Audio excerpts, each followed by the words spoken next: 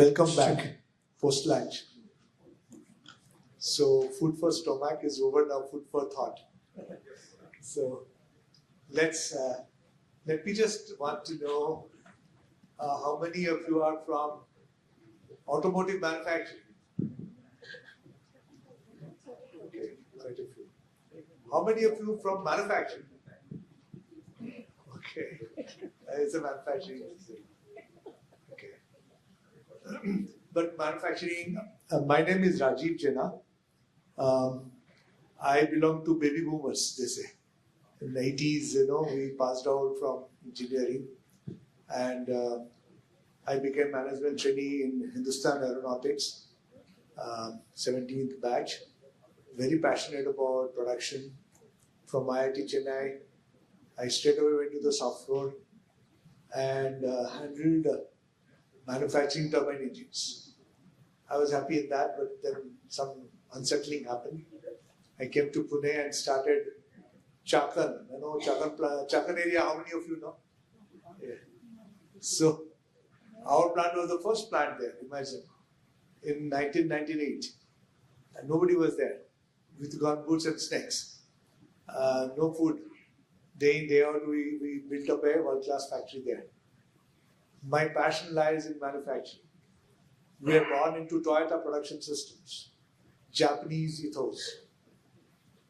Going fast forward, I got opportunity to actually build systems and processes and technology for Bajaj, right from SAP implementation in 2000 till I superannuated into 2020, thanks to COVID,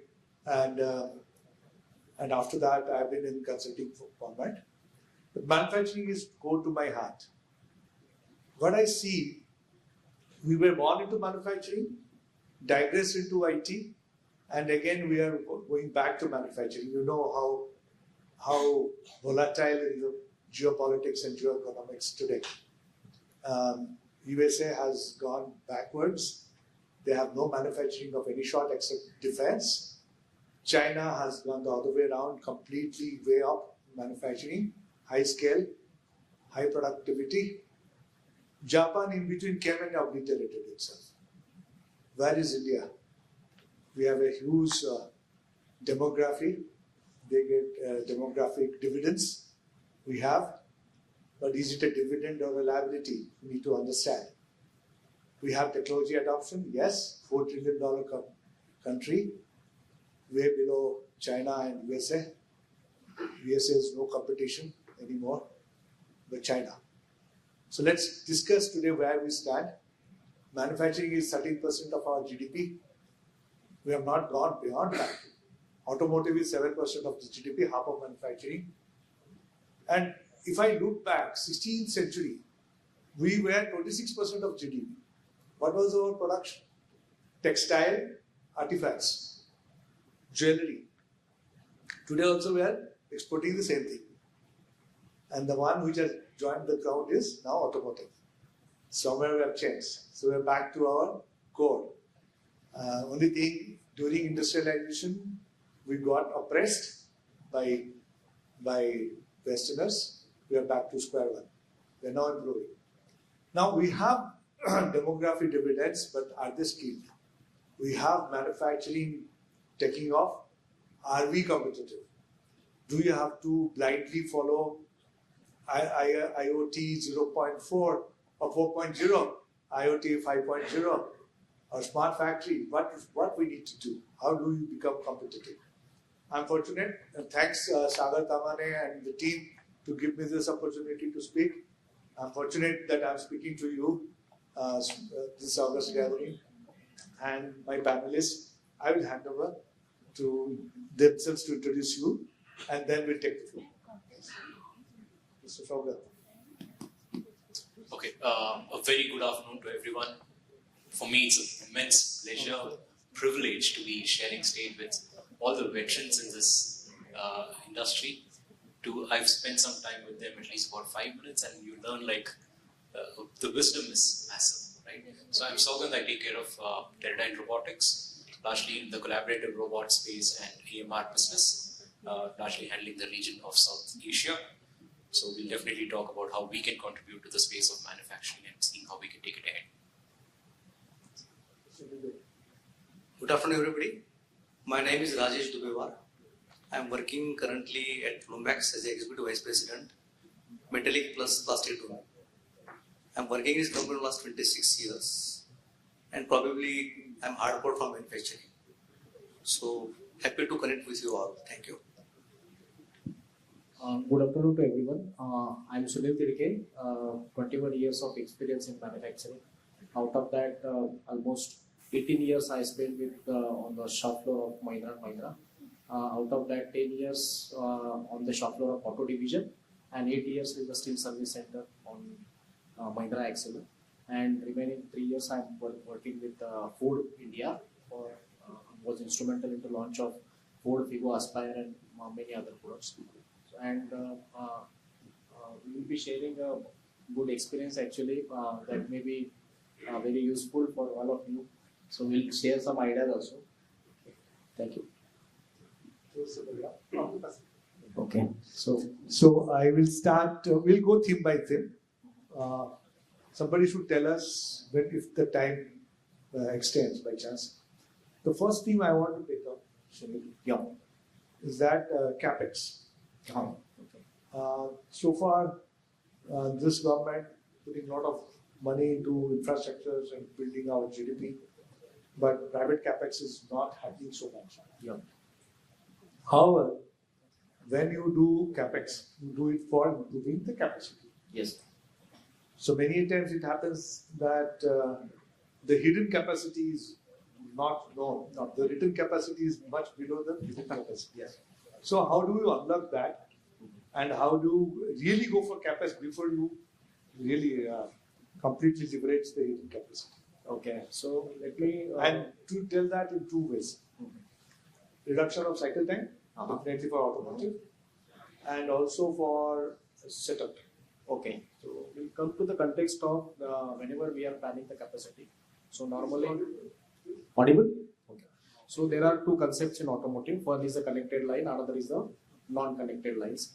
For connected lines, normally the capacity is taken as 85%. And non-connected lines, we are taking the capacity of 90% normally. And these are the engineered cycle time. Okay.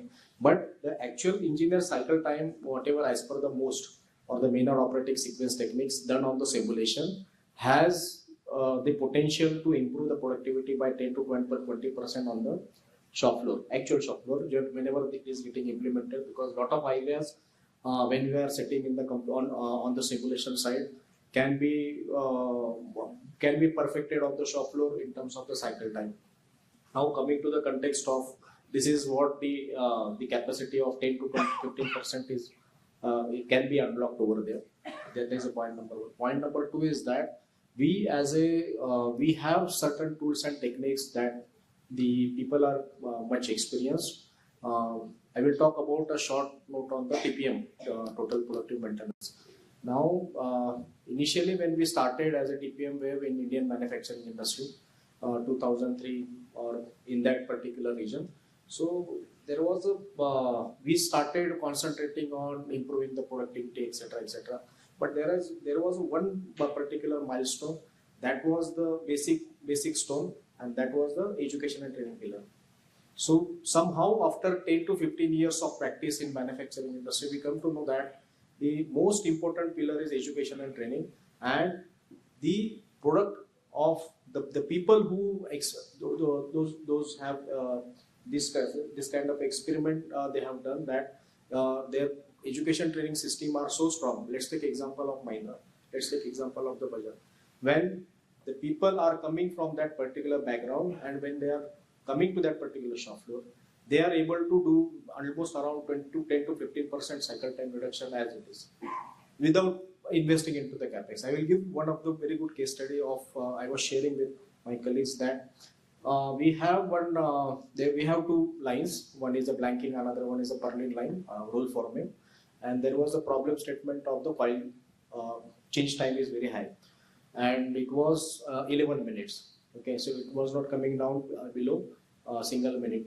So that was the problem statement, and then we the simulation was suggesting us that we cannot go below 11 to 12 minutes. And when it comes to the actual shop floor, we just encourage people to concentrate on the gemba, take on the video, and we ask them that you please watch this video repeatedly unless and until you are getting some solution and some action plan where you can suggest that this cycle time can be reduced. And team done a very good job. So idea came out that why don't we join the coils, etc. And initial was we will weld the coil, which is having the capex of 75 lakhs. And one shop floor guy came and he said that why welding is required, we will do this with the tape, addition of the tape, and that worked actually. And the capex investment was zero. And we are still working on that. Many of the roll forming manufacturers, they are coming to see that particular practice. Now, that particular guy who was suggesting that, he has came through that education training culinary background. So that's the reason. So capex is suggesting that you are having maybe manufacturing unit. Let's take example, you can manufacture 10 cars in an hour, but that is engineering simulation is telling you. But actual when our people are working on that, we have very good hidden potential that can be explored on the shop floor. They can make it possible maybe 15-20 in 1 hour. That we have seen actually on this particular. Thank you very much. Beautiful story. And as my experience goes, I have seen no amount of simulation package can substitute for human intelligence and the human capability to be creative. And Gemba is the solution. And your ability to actually dissect and understand where the gap is and remove that gap. I remember we used to have Kaizen competition in Bajaj, and always the #1 Kaizen competition prize used to go to cycle time reduction. There's huge investment, the criteria mein paisa pahunchana jata hai. There was one story at our Pantnagar plant, we had to expand paint shop. So already paint shop extension purchase order were reported in place. And at that time, the painter came with an idea, so this jig has to be changed. But instead of manual, you have to go for robotized. Please work on that. So they worked on it for 6 months, did a POC, and instead of 10 crores investment, came down to 50 lakhs ultimately. So that's the power of the human innovations that can happen. Mr. Dubey, if you can have something. So basically, I personally think whatever the digitalization and Industry 4.0 we are trying to do is useful only when the entire ecosystem is supporting that. If you see today, the people who are touching my parts, they are basically into the survival mode, not into the growth mindset. They are just meeting the ends of your life. And for those people to convince this is going to work, and if you don't see the benefit coming to them, I think it is a very tough task to implement all these type of technologies at our shop floor. I'm saying it in case of Indian context. Second thing, the cost versus benefit in terms of Industry 4.0 or automation, all that thing. Forget about the OEMs and the tier 1, but at tier 2, tier 3 level, the cost benefit I don't see much because the workers are not getting that much salary. Second thing, customer is not ready to pay for that much of automation. So it is always a catch-22 situation, pehle anda, pehle murgi. Those who have courage, those who are basically seeing what will happen in 2030, 2035, probably will start putting money into that. Coming back to you were saying about the capex. I have not seen any company which is having a special category for the capex for this type of work in either Industry 4.0 or Industry 4.5 or you can say automation. This comes actually when it is a compulsion. So by design, we are not saying this year we want to spend 10 crore rupees or 20 crore rupees or 5% of my total capex. So I think long way to go to come to that culture of adopting this technology. There are huge benefit of this technology, but again, it cannot be only from the boardroom. It has to be on the shop floor. And there is a big gap, I think, in terms of linkage. What we think at the boardroom and what is happening on the shop floor is a huge gap. And that's what we are that way very impatient. we put money, we don't get results, and then we say this system is wrong. I think it is too early to take a call. Because generally, I always say, delayed justice is injustice and buried justice is again injustice. So, that the case happens everywhere when we start for the new initiative. But anyhow, this is a good journey. This is going to help us in a long way. This is what my take. So, when coming to you, taking this story a little further, Sure.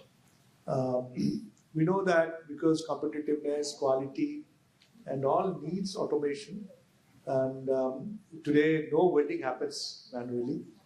Around 10 years back, when I used to go to, I will not mention the name of the company, it's all contract levels, they were doing all welding, very bad conditions, the fumes and all. Today you go, it's all robotized. Okay, it's robotized. And definitely capex is there, but at the same time, the productivity has gone way forward, and our quality has improved. Today, our quality is definitely competitive in the world, but we have a long way to go. At the same time, the question that comes is that the auto component manufacturing people are being mandated by OEMs. You have to go for robotized line, otherwise you don't exist. At the same time, they have huge manpower available to them. They are not very skilled, okay, but they are available to them. So how do they mix the two and become very competitive? So there is a capex, there is a humanex. So how to combine the two and be competitive? I think that's a phenomenal question. So there's three things that we can actually try in shop floors of today, which will see a massive returns in shop floors of tomorrow. I must steal some of your thoughts, but you just put it.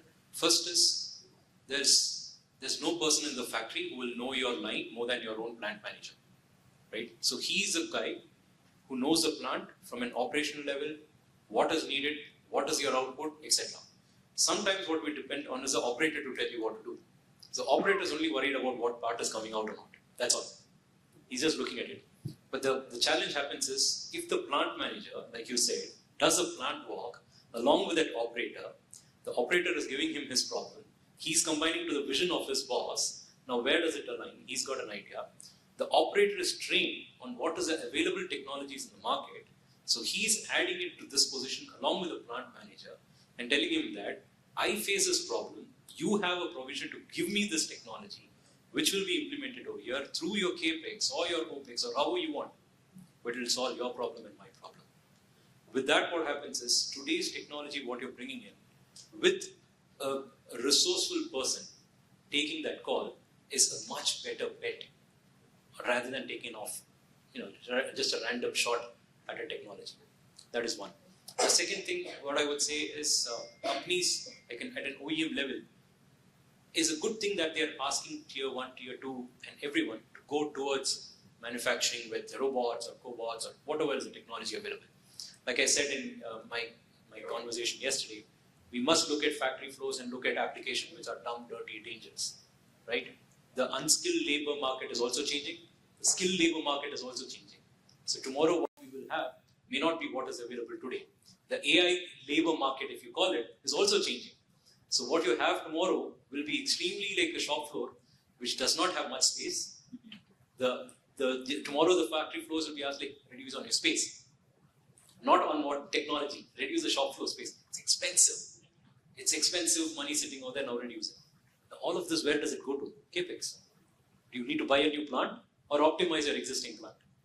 Do you need to skill your labor or bring in new technology? You need to bring in technology as a CAPEX, or can you leverage it on an OPEX model? Should I invest in a CNC machine which is on a CAPEX model, or can I get it on OPEX, on a RAS, on a rental model? So this will suddenly change the landscape of manufacturing. And that can only be driven by larger OEMs, because they have the scale, they have the muscle, financial and technology muscle, which will help tier 1 and tier 2 suppliers to raise the bar. If they raise a bar for a customer like, let's say, Mahindra, Lumax or Bajaj, they're also suppliers for others, which will organically improve the manufacturing landscape of India. I think that's where it's heading towards. Very nice, very nice. So taking the clue from there, skilling and skilling and skilling, okay? And Skill India is the biggest buzzword from government of India. Now, I was just thinking, what is skill? Skill is contextual, Sunil. So let's dwell on this. And I remember when I started Greenfield plant at Chakan, I went to the interiors of Maharashtra. I picked up farmers' kids, and some of them actually became corporate head. Yes. I told you that story. So it's a skill versus potential, I believe. We mandate skill, but we don't look at potential. Whereas AI is coming now, giving huge opportunities. Similar technology. I just mentioned AI, but data, database, IoT, whatever technology is coming, robotization. Now, a raw person comes in from a rural. How do we make the next out of him? How do we skill him so that he adopts and moves forward? Okay.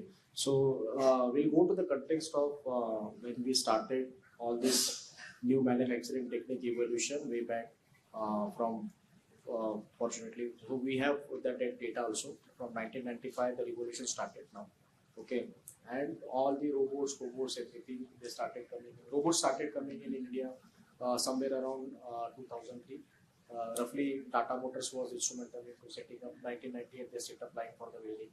2003 2006-7 Mahindra started adopting.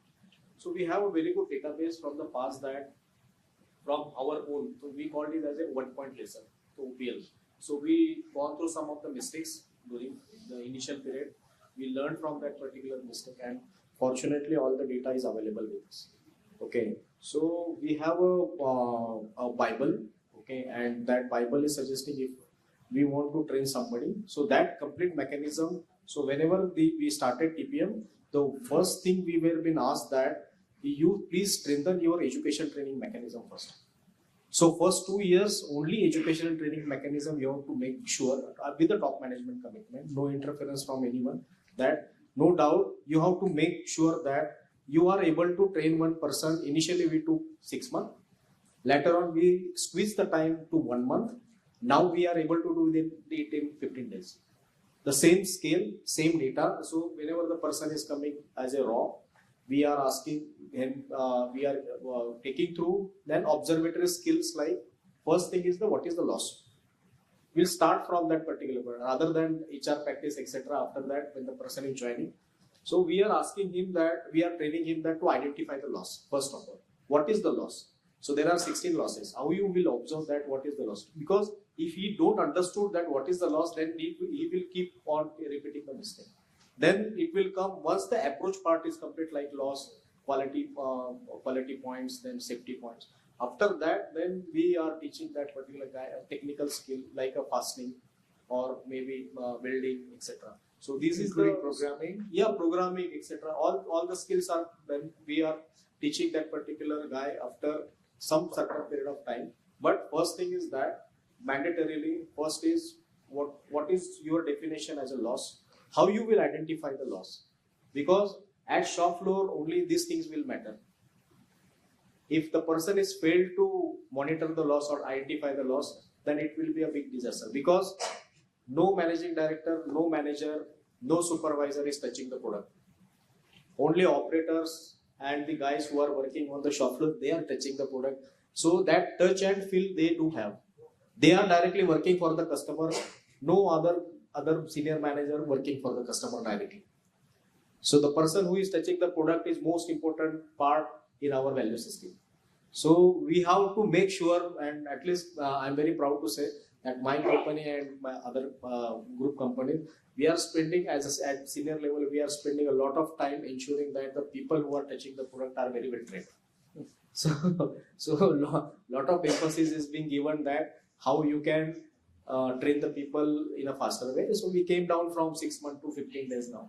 So this is the way. So focus is on the training. So major focus is on the training, and wherever what he suggested is wherever it's possible that we can implement cohorts, collaborate. So that is one way that we will look after. Okay, taking this extending further, I remember when I started Sudhubhe, Chakan, we had this concept, Toyota production system, all Japanese culture, world class. We all have to leave one day or 1 hour of my cell members. So my turn came. So I was put into assembly shop on stage. 1 hour of working. After that 1 hour, my hand was full of blood because the fixture was not properly designed for me to put that and tighten it against that. And then came out, I called my manufacturing engineering person. I said, hey, what is this? I was the senior manager, but it's all done, tested, used, and that fellow is working. I just looked at the hand of that guy whom I replaced. It was tough. There was no blood there, but it was rugged. I had blood. I said, this is not on. So you guys have to really design for ergonomics in such a way that, so that's how, from that, 𝗙𝗂𝘁𝗂𝗿𝗄 story in Bajaj. The entire line is completely woman-led and 20 kg chassis. She is able to easily and work. The journey was very distinct. At 𝗙𝗂𝘁𝗂𝗃, my question is, how you ensure this skilling is happening or you are enabling the cell members to work joyfully at this thing? So I think at 𝗙𝗂𝘁𝗂𝗃, first priority is to how to create a joy on the shop floor. It is not just like a slogan, but it is a commitment toward that direction. Long way to go. First of all, we are trying to do the study of like ergonomics. Second thing, we are also trying to deploy many workforce from the women category. We are also trying to add people who are basically disabled. So I think they are creating more challenges for us and rather forcing us to go for this type of improvements. I'll just give you an example. Recently, we deployed around 12 operators who are basically deaf and dumb. And we are having tough time as on today also, even after 6 months, how to communicate with them because there is a limitation. But that is where we think this Industry 4.0 will support us to eliminate that factor of communication or poor communication. Because as we are committed for the inclusivity and diversity, I think these are the things which is going to be necessity going a period of time. In terms of fatigue also, we are working a lot of things. In our metallic shop also, there are a lot of women working on that, and they are very much comfortable. You just technically, if you see the weight of one frame is around 15 kg. Earlier, we used not to even think of that, how to put the woman employee there. But due to automation, due to fatigue management and all that thing, we are far ahead of that. And now, even people are ready to work on the places or stages. I think that is the important thing which we are trying to implement and look into that. Third important thing is basically the involvement of people in terms of training and development. At every plant we have dojo room where we are training the people. In fact, we are sending our team to your Bajaj University, TP University at Aurangabad. And there is a good collaboration happening. So that education is also helping us to make people aware the importance of all these things. Because as on today, for them it was just like an electronic toy, to be frank. They were not knowing about what the importance of the, how to do the management, how to do the mentors of the things. At the same time, the more we are going for this digitalization, we need good doctors also. All these machines cannot be operated with the computers. So that again there is a deficit. Even though we have more than 250 robots who are building robots, but we need good type of programmers. We need good type of people who are doing fixture maintenance because it is not only one thing.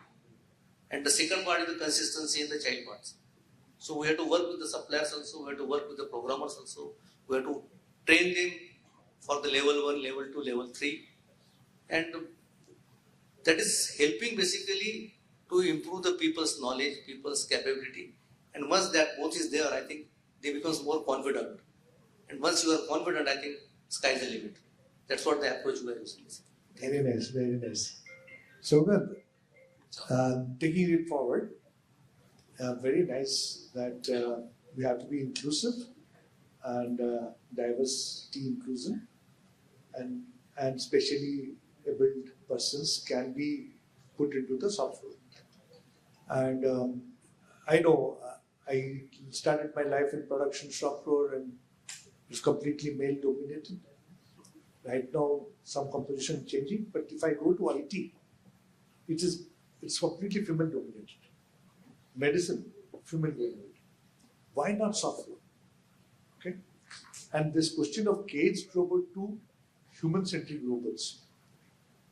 How do you think India can take this technology, cobots technology, and ensure manufacturing workplace such a way that it can attract more professionals first, and then more gender ratio is much better. So if I can answer that with on a lighter note, it's something when I do something like lift something heavy and I go home and tell my mom that I lifted something heavy, she's like, I'm a multitasker, you're not one. So it's as simple as that. I strongly believe women are a multitasking specialists. They have that skill in them by nature. So for you to really, like I said in the beginning, if you're looking at a shop floor also from that perspective, are you looking at people doing a particular task, or are you looking at them doing jobs? There's a significant difference in both. If you're just looking at a task, okay, pick up this, drop it there. That's it. That's a task. If you're looking at a job, how do you pick up that and how do you drop that? There's a different equation. So who can create that is very different. What kind of tools are you allowing for that to happen is also different. Yeah, you can always talk about how men were, there's a lot of male domination in the shop floor today. It's also shifting, but that's also shifting in the mindset of right? So if you can bring in people who can think of creating those applications, irrespective, then it becomes a matter of irrespective of whether it's a man or a woman, the intelligence is there. Yeah, so it's again, that was one of the early successes that we had, wherein if you're having an engine block and you have to bolt, let's say 15 screws or 30 screws, depends on whatever is an engine block. As of today, if you're just putting a plant, what do? You have a bolt, you load it over there, and you tighten it, right? So this is as simple as that. What is the task over here? You have a box of 100 bolts. You want to pick one, that's action 1, 2, travel and drop 3, and then you tighten. So 4 tasks, that's it. But this 4 tasks sound simple. Any one of you in this room can do it. But imagine this doing for like 400 cycle. The 400 cycle or the 500 by default is going to have a problem. Now why is that? It's not your problem, even if it's a girl who's doing it, because technically she was the one who's doing it at that time. It's not her mistake, it's simple fatigue. It's boredom, it's fatigue, it's dirty, it's dumb. Right? So if you bring in a task of her, using her intelligence to look at that engine block and say, oh, this has a lot of, it's not polished well. It's got a lot of demarcations on it. It's a reject piece, that's our intelligence being used. Versus just a mundane task of loading, unloading, now gets offloaded to a machine. So the man versus machine ratio now changes, and she's using her intelligence to detect whether there's a right part to do that job, while the robot just does the most repeated task. Just the most mundane task. So you classified the job. Yes. Mundane job to robots. Yeah.